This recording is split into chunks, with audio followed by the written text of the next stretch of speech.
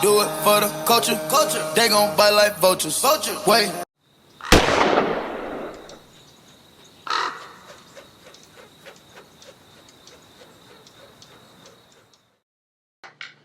One, two, 1, 2.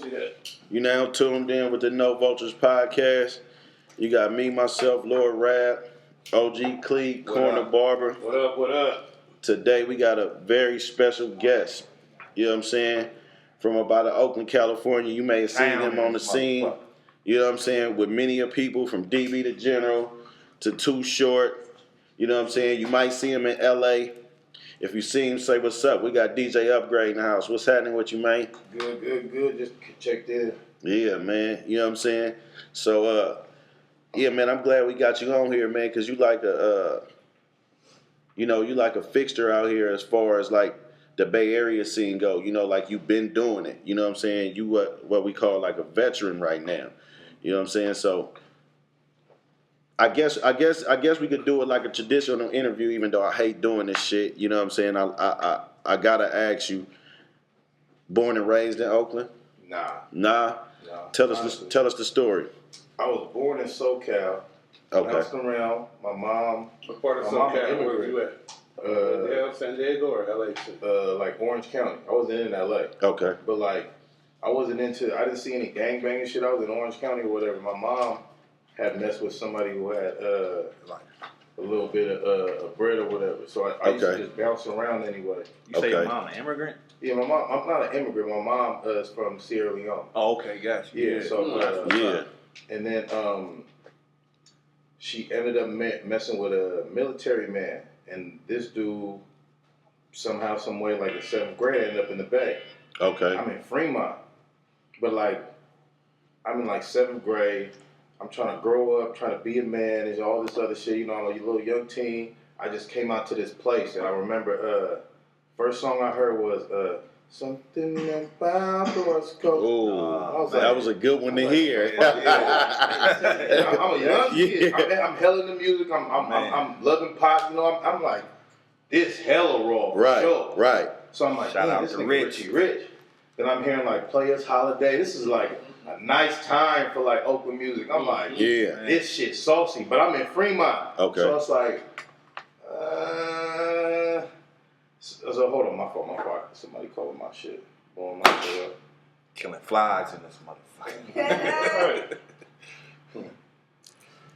But so like I'm young, I end up going to school and meet somebody named Alario. He was from Oakland. Okay. But something happened to where he was going to junior high in Fremont with me. Okay. And that ended up being my bruh. And I don't know, I just liked the way he acted. Like, bro, he was a cool dude. But if I was too disrespectful, he'd say something though for sure. Because like I used to joke, but if you hurt my feelings, I'm gonna hurt your feelings too. So he's like, hey, bro, listen, bro, I know we going back and forth though, brother. You know, we could really do something. Yeah. Oh, okay, well, don't talk about my mom. Right. Talk about my bitch, nigga. Your bitch a little bitch. He wasn't. He didn't say anything. I ain't never been around nobody like that. Like, I was around, like, you know, other little kids in Fremont. Them niggas was like, going for it. He wasn't going for it. So, like, something really racial happened when I was hella young. And we was all in a multi-purpose room. He was with a white girl, I was with a sister, and my brother was with a sister. And you know, we was fucking around or whatever. The next day, they expelled that nigga, said he raped the bitch. Oh, shit. And I was like, oh, he did, and I seen what happened. Yeah, I was there. Cool. Right. So I'm trying to tell him, like, that ain't what happened, man. Like, whatever. Without trying to get myself in trouble, you feel me? Because I know I'm going to get my ass whooped. Right. But they didn't give a fuck. And that's the first time I ever seen a training. Because the white girl mama, no, the white girl daddy showed up as a female. I'm like, that's the, what? Damn. I'm in 7th grade, bro. Yeah. So let's put this let's put this in perspective. What year is this? This is probably 1999, bro. I would keep it now listen. Boy, 18 years ago, right? Right. A white girl says she raped by brother. Yep. Her mama is a transsexual. No. Her daddy is a trash nigga. Her daddy is Bruce Jenner. Yeah.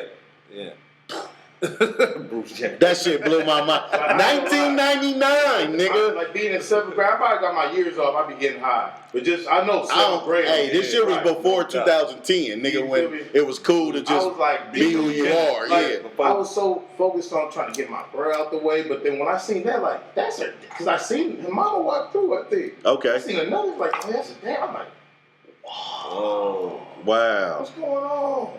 And So then I just she was kind of fucked up already.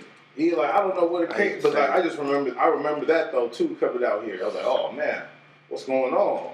But then I never really was like trying to go to Oakland at the time. And then my mom, we ended up doing like way bad, had to like stay spot to spot. Then we ended up in San Leandro, and that's when shit went downhill right there though, cause like I stayed right by I stayed on 150th on the hill by Juvenile Hall. Yeah. So I used to just jump on the 57, boom, down there. And I remember STI, nigga, hell yeah.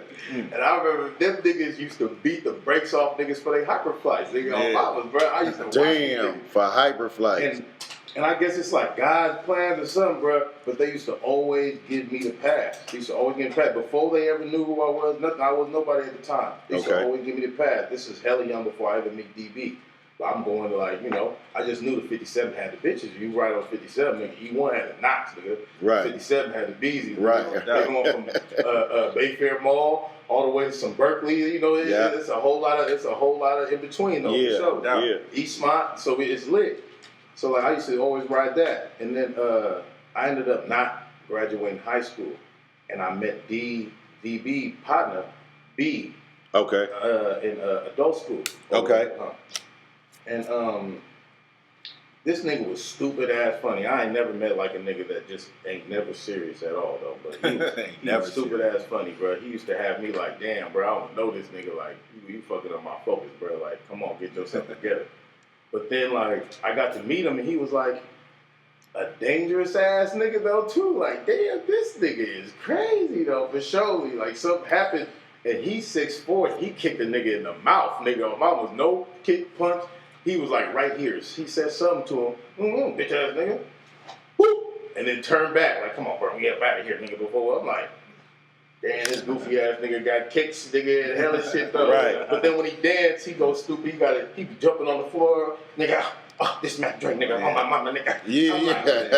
Like, this nigga is manly, bro. And so this is like your introduction to the whole culture. But it's like, it was natural. Like, I met people who was like, come on, let's go to Oakland. I'm like, I'm about to go kick it with DB and them, bro. Them niggas is in Hayward. I'm about to go with them, bro. I'm going wherever these niggas is. These is my bros, bro. You feel me? Right. I ain't from out here. So, like, these niggas really became my bros to where, like, people didn't know this when they first got around us later on. But, like, even if me and DB got problems, like, I could show up to his mama house Thanksgiving, like, what's up on my plate? Right. Good lady, all right. Yeah. You and DB talk that nigga trip, you feel me? Like, that's really my bro. Right. So, like, after I didn't graduate, I think he might have, I don't know what happened. We started, hitting house licks. We started like, all right, so how we gonna do this shit? So I used to be like, let's just do this shit out of town so nobody gonna try to like, nigga knock you off your shoulders when you walking with your kids later on in life or something. Right. Be like, it's hella tough when you gotta go to Oakland to go find a nigga that did something to you and you ain't from Oakland. Right. Yeah, no doubt. So like, I'm young thinking like this, so like that's kind of what we did, but then we didn't. You feel me? Still, so like, we ended up getting caught one time, and I was a little bit older than DB, so he ended up going to juvie.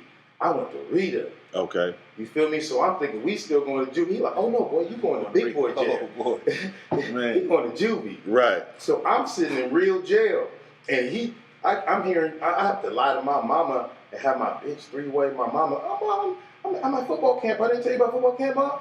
Oh, yeah, it's cool out here, man. I'm getting letters. Yeah. I'm going to be back in like 2-3 weeks, so I'm going to call you back. I'm hearing about what DB going through here in juvie and shit. I'm like, fuck all that, bro. It's grown-ass niggas here. Right. And, like, this is my first situation where, like, I get around, like, dope fiends in jail, and they start going through the pot roasting on the new niggas. This guy's playing again. I'm supposed to get whooped. He like, look at this nigga, big ass head. Look at this nigga. He look at me like, I ain't gonna mess with you. Yeah. You ain't said nothing this whole time, nigga. But what's up with you? if he would have said something to me in my head, I was like, I'm gonna whoop this on this nigga, knock ass nigga. And then he took his shirt off, bro. I'm like, oh shit. Oh, knock nigga. Nigga swole as a motherfucker. And he had rank in the pie, bro. So I'm like, you gotta respect. This is when I'm young. Right. You gotta respect niggas on the outside. You feel me? Because when you go in, these niggas, It's niggas, the they up ones. there too. They Right. got mamas. I'm glad you said that. I'm glad you said that. In politics, nigga. So Right. it's like, I never was. After that, I stopped kind of calling niggas knocks. Nigga, like, man, Right. you know, what's up, Right, It's right, cool. right. Feel me? I started calling niggas you know, it's tough times in gangster ride. Like, niggas Right. sip syrup every day. Like, you damn near gonna be an in the long run. No Real doubt. talk. Real Yeah, talk. like, man. Boy, That's how it popping the started, pills man. and molly and Oh, all Molly. that shit. Yeah, That's how it all Especially with that started. other shit. A lot of this gonna lead to you damn near might end up being an because you need that fix. Yeah. That's how Uncle it all Auntie started. Uncle Auntie So like after that, I started feeling like, man, like maybe we really shouldn't do like all these house licks and shit. But at the same time, we made up something called Mob Squad. But we're gonna call it a rap group. Right? We're gonna make this thing called Mob Squad. It's gonna be a rap group. This is like 03. I ain't gonna lie, like we been doing this shit or whatever for a minute. So 03 we make Mob Squad. It's like 4 niggas, bruh. It's like B, Tay, and DB. And then we just start putting niggas on. We start talking to Keith. We was around Keith, you feel me? RP Keith, Boo, or whatever. And we just start like renaming stuff or whatever. We like, man, we just gonna be our own shit. You feel me? Yeah. Like, Okay. because like we all from different spots. We gonna just be our own shit. And we started talking about what the name was gonna be. Him and PB, DB started talking about really what the name was gonna be, what we gonna be on and everything. And then we put on a nigga named Yay, and he took that shit to Skyline. And that shit blew up because we already had made like the Mob Squad CD, so we had like some ratchet shit out called like. So everybody rap, wasn't no DJ, no nothing. No, I never rap. I mean, I never DJ. You feel me? Okay. At the time, I always made beats, but I only learned to make beats because we hit a lick for a computer, and I was like, I'm about to really learn this shit, bro. Yeah. Like, I swear to God, like nigga, and I learned how to like get it to where the keyboard was the keyboard, like A, B, C, you know, put out notes or whatever. Right. Is GarageBand. this? Oh, okay. I thought you was finna say Fruity Loops. No, this is GarageBand. But Okay. we did make beats on Fruity Loops too, because we used to make it on the free trial version. So Right. ain't no save. So whatever you make there, you bounce, that's it. That's it. So we used to spend like 8 hours, like turn this up, bro, turn this down, bro, bounce this, put in the CD, burn it, go take it in the car, like, nah, bro, I think that shit hella loud, bro. You Right. turn that shit down. So like we young having to do this because we ain't buying this shit, bro, Yeah, for sure. exactly. So like me and DB learned our whole success wasn't nothing like we signed with some people and we had a brilliant marketer and brilliant management behind us. Like we really learned this shit to the point where by the time it got to them times around Burger, like this is still Mob Squad CD. This is like you a ripper, you a rap, bad business. This is hyphy, wifey times. Like this is some only real certain fans is gonna really know about these songs. Right. This is like 04, 05. This is the Yeah. first music we ever done, put out.